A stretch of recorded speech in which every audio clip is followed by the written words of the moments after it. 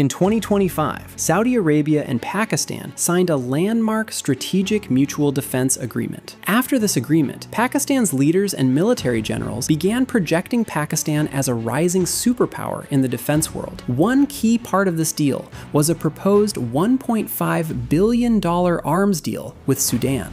This was set to be one of the largest arms export deals in Pakistan's history. But people started wondering, how could Pakistan, a country that runs on IMF loans, suddenly supply $1.5 billion worth of weapons to Sudan? The reality was different. Saudi Arabia was financing it, and many of the weapons and systems were actually from China and Turkey. Pakistan was just acting like a broker. Through this deal, Pakistan's dream was to show the world and the Muslim countries that it is a strong arms dealer with real influence. Just like India has built in the global weapons market, Pakistan wanted the same status. But, as always, a day without humiliation is wasted for Pakistan. In 2026, the deal was canceled. Pakistani generals gave excuses about Middle East conflicts, but the truth was humiliating for Pakistan. Saudi Arabia said the deal wasn't possible because Pakistan is heavily broke and dependent on other countries for arms and financing. Interestingly,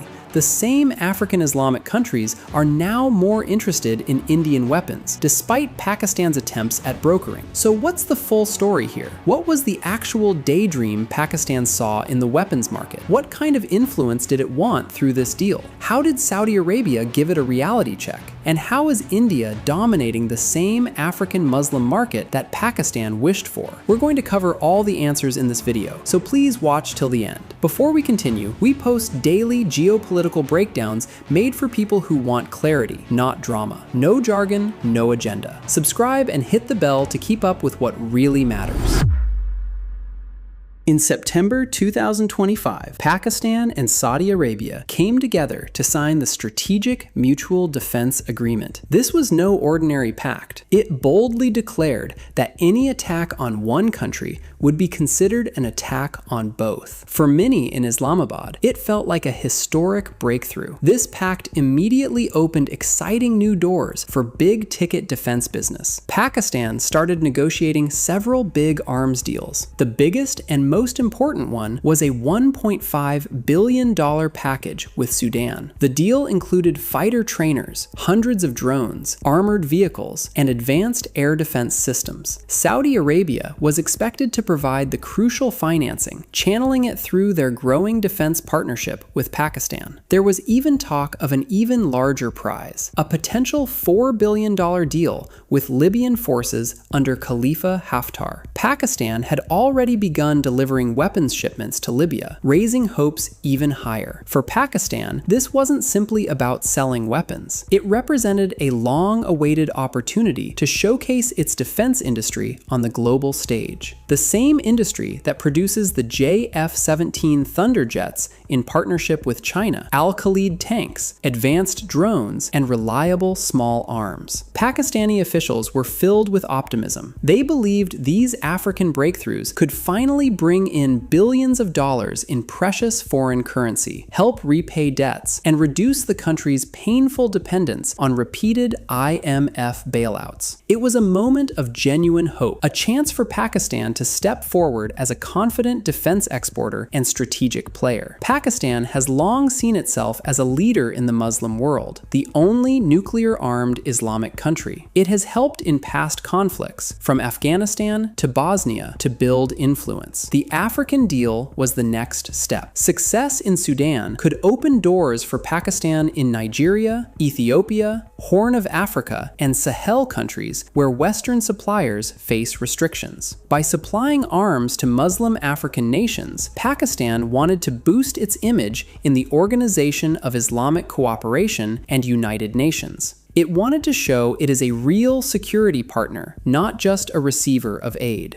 Also, Pakistan wanted to look like India, a country that sells weapons successfully and has a growing global clout. Indian weapons are in demand, and Pakistan hoped big African deals would give it similar status and earnings. But then, in April 2026, Saudi Arabia suddenly withdrew its financing and firmly told Pakistan to cancel the entire Sudan deal. oil. The decision sent shockwaves through Islamabad. Riyadh said that they no longer wanted to get dragged deeper into Africa's messy and brutal wars, especially the devastating civil conflict in Sudan between the army and the Rapid Support Forces. Supporting a massive arms flow into such a volatile war zone no longer made sense for them, but experts say that's the official story. In reality, something else is cooking behind the scenes. This sudden withdrawal was a painful reality check for Pakistan. It laid bare a hard truth. Islamabad's big ambitions were heavily dependent on Gulf money. Without Saudi financing, Pakistan simply did not have the economic strength to fund these large deals on its own. Experts have been blunt in their advice. They say Pakistan must first fix its own house, strengthen the economy through real trade, serious reforms, and genuine industrial growth, instead of relying endlessly on loans and rich allies. They urge Pakistan to move beyond being a mere broker for Chinese and Turkish weapons and build its own strong, independent manufacturing base. Quality, reliability, and proper after-sales support must improve. Instead of chasing oversized deals, Pakistan should focus on smaller, sustainable contracts to slowly build trust and credibility. The cancellation has left a deep scar on Pakistan's image. It delivered a sobering message.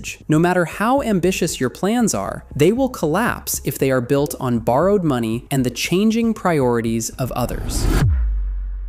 On the other hand, while Pakistan's ambitions suffered a serious setback, India continues to surge ahead in the global arms market, including right across Africa and beyond. In fiscal year 2025 to 26, India achieved a stunning milestone. Its defense exports reached a record high of around $4.1 billion, a remarkable jump of more than 62% from the previous year. This is not just growth, it is a complete transformation. Today, India exports defense equipment to over 100 countries around the world. In Africa, Indian weapons are increasingly in demand. India is successfully competing with, and in some cases outselling, even traditional suppliers like Russia and China. From wheeled armored vehicles to Morocco, to UAVs, anti-drone systems, small arms, and ammunition supplied to countries like Nigeria and Ethiopia, Indian products are winning contracts across the continent. African nations appreciate India's offerings for their cost-effectiveness, reliability, and fewer political complications. Beyond Africa, India is steadily expanding its reach, supplying the United States, France, Armenia, countries in the Middle East, Southeast Asia, and many more. What makes India's success stand out is its strong focus on self-reliance. By investing in indigenous development, strict quality control, and long-term partnerships, India is building real, sustainable capacity rather than depending on others. The contrast with Pakistan could not be more striking. Pakistan tried to copy India's success by chasing big-ticket deals, but ended up facing humiliation